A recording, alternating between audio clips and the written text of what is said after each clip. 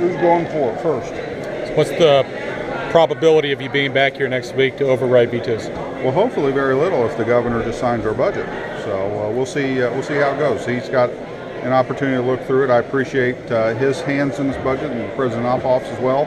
I think we've got a very good budget that's under the rate of inflation, that controls growth, that makes sure that we've done everything to be responsible and effective stewards of our state, and we'll see what the governor does now. You have the votes to override if you need to? Well, we have 59 on the board and several members that'll be prepared depending on what provisions happen. I don't want to get ahead of myself. We don't have any vetoes ahead of us, but I think we can definitely come back if we had to. Will you bring them back to take the vote even if you're not confident, and to give them a chance to vote on it? I'm sorry now? Will you bring them back to take the vote even if you're not confident you have the numbers? Well, we're not coming back unless we have the numbers to override. So, but I'm pretty confident we'd have, depending on what it is, that we'd be prepared. I want members to be prepared for that. That being the case that we're headed into July, a lot of people want to get out of here, and now they can be prepared to change their schedule around a little bit.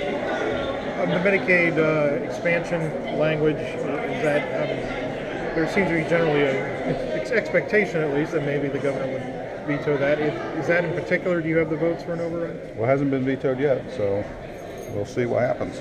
Is it non-negotiable if he does veto it? I mean, is that going, are you coming back? Do what now? If he does veto it, is that a non-negotiable item? Well, he's not vetoed it yet, so we'll see what he does. But I can tell you, with 59 votes on the board today for the conference committee and several others that are passionate about certain areas of the budget, I think we would have the votes to do what we need to do. And the Senate, I know, had 23 votes today. So, you know, and I know that we'll look and see what the governor does.